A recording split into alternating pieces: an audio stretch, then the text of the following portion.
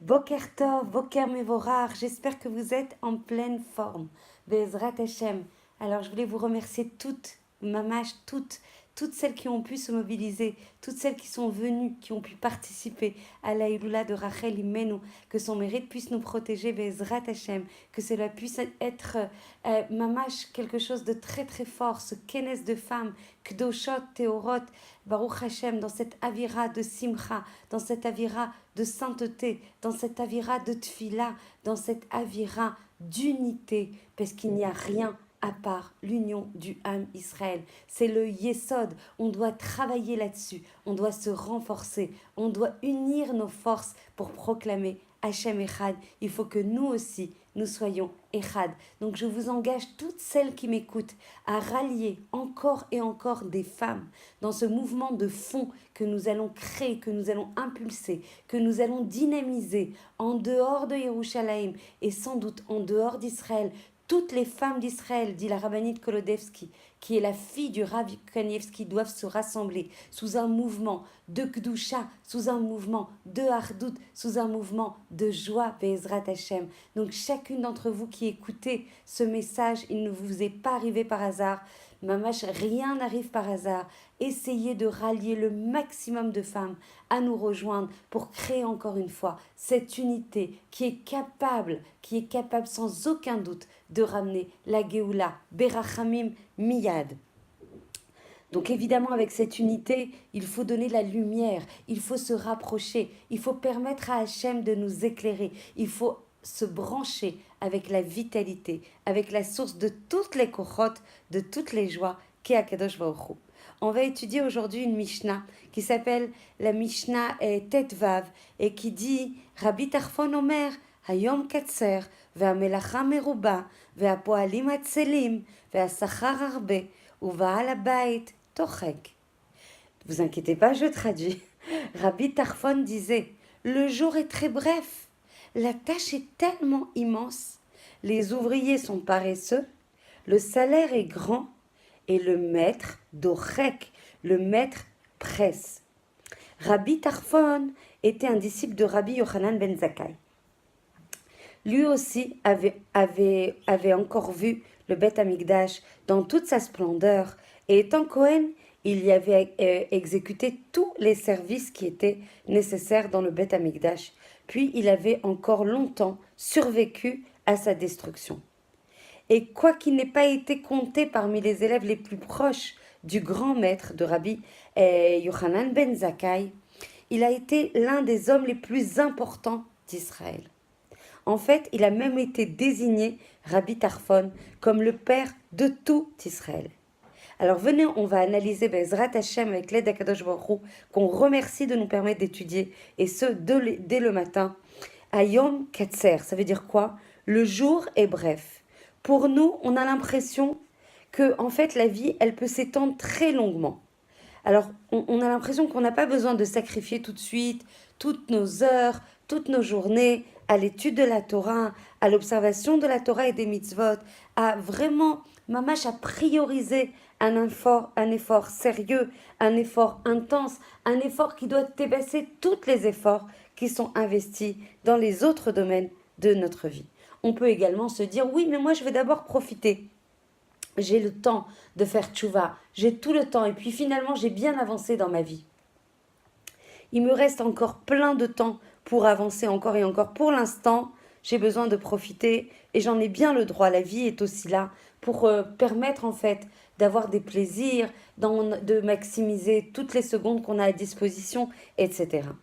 Et celui qui n'a pas d'expérience, dit Rabbi Tarfon, celui qui n'a pas l'expérience de la Torah, celui qui n'étudie pas la Torah, celui qui ne travaille pas sur son da'at, sur sa conscience, ne sait pas à quel point la journée de travail est tellement brève.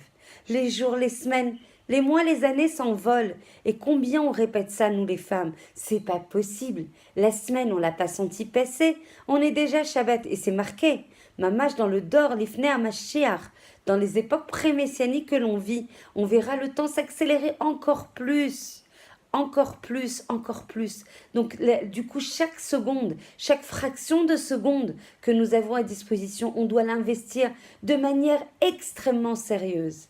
Il y a une parenthèse que je voudrais ouvrir, parce qu'il y a beaucoup, beaucoup de gens, malheureusement, et moi-même, des fois, on peut faire cette taout extrêmement importante et qui peut nous nuire vraiment de manière importante dans notre avodat Hashem.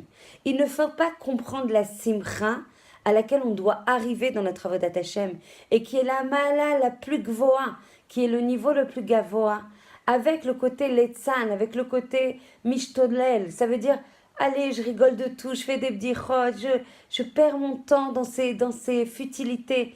La simcha, c'est quelque chose qui est à l'intérieur.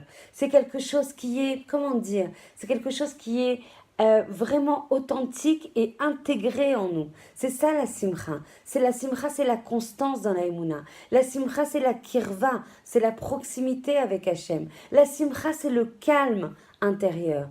Et cette simcha, elle ne peut venir que dans la émouna que l'on travaille au quotidien. Qu'Hachem, c'est lui qui décide de tout, c'est lui qui nous permet tout, c'est lui qui est Baal HaKochot Kulam, qui est le patron de toutes les forces. C'est celui qui est Mashgiach Banou, c'est celui qui nous protège, Be'ezrat Hashem. Et en fait, donc le Rabbi Tarfon rappelle, attention à ne pas oublier, nous sommes des étrangers sur la terre, et nos jours ressemblent à l'ombre qui fuit.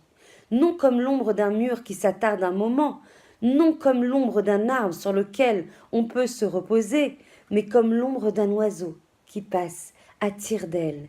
Des milliards et des milliards et des milliards d'hommes ont séjourné et séjournent sur la terre, et leur vie a passé sans laisser de traces. Si l'homme veut faire déjà d'ici-bas de sa vie fugitive une vie éternelle, si on veut vraiment imprimer notre marque de fabrique dans ce monde qui passe, dans ce monde qui fuit, dans ce monde qui passe à tire-d'aile, qu'il s'occupe, que nous nous occupions de tout ce qui est Nitzri, car la Torah, c'est l'arbre de la vie éternelle.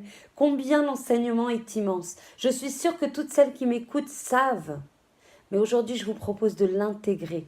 Je vous propose d'en prendre conscience. Je vous propose de l'intégrer dans votre cœur. Non pas seulement dans votre tête, mais aussi dans votre ventre. Que quand vous finissiez le cours, vous disiez « J'ai gagné 10 minutes de vie éternelle.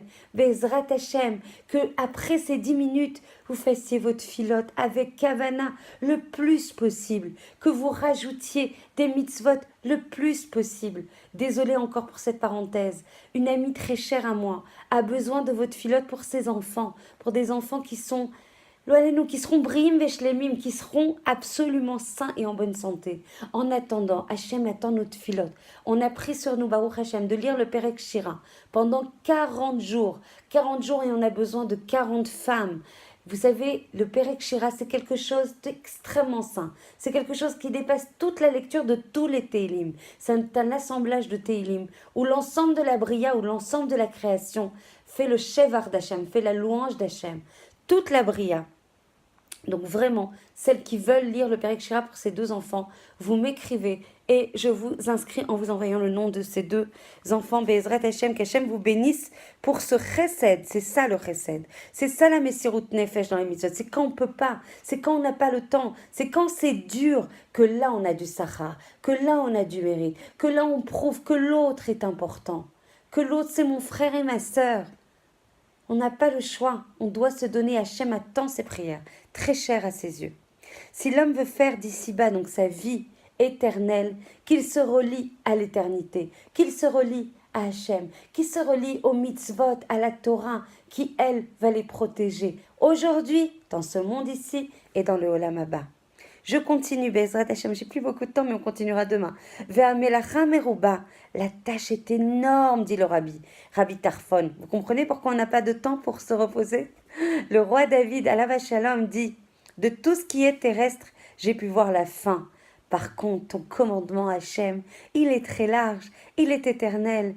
Quand on arrive à comprendre une seule mitzvah qu'Hachem nous a demandé d'embrasser complètement, de comprendre, d'étudier infiniment. Il est dit, la mesure de la Torah est plus longue que le globe terrestre. La mesure de la Torah est plus large que la mer. Moi, quand je lis ça, j'ai envie de sauter de joie. Béhémet, je vous assure, j'ai envie de sauter de joie d'avoir ce trésor entre les mains. Vous imaginez, ma Sarah d'amour, ma fille ce matin, elle me disait oh, mais j'ai dit, mais qu'est-ce qui se passe? J'étais complètement endormie. Elle me fait, mais t'imagines si on avait été des goïms oh mais elle n'a pas dit ça, Chas Shalom, pour dire c'est pas bien d'être goïm, parce que ça, les goïms aussi, on doit les respecter. Mais quel trésor, maman! On est des juifs, on a la Torah, et on est les enfants d'Hachem. Combien c'est beau, combien on doit valoriser ça, combien on doit reconnaître le cadeau. On a été choisi, on a la Torah, on a la pensée d'Hachem, on ne peut pas être triste. À chaque fois que vous êtes triste, vous ouvrez un livre de Torah, vous allez voir, vous ne serez pas triste. Vous ne serez pas triste. Juste de lire le Perek Shirin. Et je vous assure, vous allez voir la grandeur du Shevar, de la louange, de la Bria. Nachon Makarine, combien c'est beau le Perek Shirin. Et donc, et encore, je fais des commentaires, mais en même temps, c'est partie constitutive du cours. Donc, désolée, je déborde à chaque fois. Cette Torah est immense. Cette Torah est plus grande que toute la science. Hachem nous l'a donnée pour qu'on l'étudie, pour qu'on la connaisse, pour qu'on l'embrasse, pour qu'on la comprenne, pour qu'on puisse l'appliquer. Et la première question, dit Rabbi Ishmael dans le Midrash Mishlé, qu'Hachem posera à l'homme au grand jour du jugement, après 120 ans, et qu'on devra rendre des comptes au Bet HaMishpat Elyon, c'est est-ce que tu as apprécié le grand don de la Torah? Est-ce que tu l'as étudié avec Messirut Nefesh? Que celles qui me disent qu'elles n'ont pas le temps, qu'elles prennent le temps. Qu'elles prennent le temps, ça doit être au-dessus de toutes les priorités. Parce que grâce à cette Torah, alors vous aurez les forces pour accomplir de manière moutzlacha tout ce que vous devez entreprendre dans votre quotidien. Et ça, c'est pas moi qui le dis, c'est Rabbi Ishmael dans le Midrash Mishlé qui dit « Malheur à ceux qui sont forcés de répondre après 120 ans. Non, je n'ai pas apprécié ou j'ai pas, en tout cas, valorisé à fond et je n'ai pas pris le temps d'étudier ta sainte Torah. » Tout homme d'Israël, toute femme d'Israël a le devoir, non, vous savez qu'on n'a pas l'obligation, mais c'est dans notre dor où on doit amplifier la conscience pour amener la Géoula. On a le devoir d'étudier la Torah et même les halachot qui sont liés en fait aux trois principales mitzvot de la Torah. Afrashat chala, la tzniut, adlakat nerot et tarat hamishpacha, bezrat Hashem. La tzniut étant le socle en fait de toute femme d'Israël. Même les lois, même les prescriptions qui n'ont pas été usitées aujourd'hui, comme celles qui sont plus éloignées de nous au niveau des sacrifices, etc. Par rapport à toutes, David a dit que tes œuvres sont nombreuses à Kadosh Baruch Hu. Toutes tu les as fait avec sagesse. La terre est pleine de tes biens. Toda Akadosh Baruch Hu Shemezake Otanu, que tu nous donnes le mérite d'étudier ta Torah. Combien c'est bon, combien c'est délicieux, combien c'est doux à nos cœurs, combien on doit, mamash, retrousser les manches et profiter de chaque instant pour les chaber auto, pour le lier à l'éternité. Je vous embrasse de tout mon cœur, avec plaisir pour avancer demain, Bezrat Hashem. N'oubliez pas ce soir, pour toutes celles qui veulent apprendre, étudier, encore étudier. Oui, c'est tard le soir. Oui, on a des journées très denses. Mais en fait, c'est ça qui va nous protéger. C'est ça qui protège le Ham Israël. C'est ça qui protège nos enfants. C'est ça qui protège nos familles. Alors, quand on demande, on veut la Shmira, on veut la protection d'Hachem, on veut la Géoula. Alors, venez étudier. Montrez à Hachem que la salle, elle peut être pleine. Que la salle, elle peut être pleine de Mekochaim, de Belaïch, de la synagogue de Belaïch. Oui, c'est dur, mais on doit descendre. On est une centaine déjà qui pouvons descendre de Mekochaim, de Baka, de tous les Ezor pour venir étudier. On n'a pas d'excuses. Et s'il y en a, alors ça, c'est une autre chose. Il y a encore 4 cours après.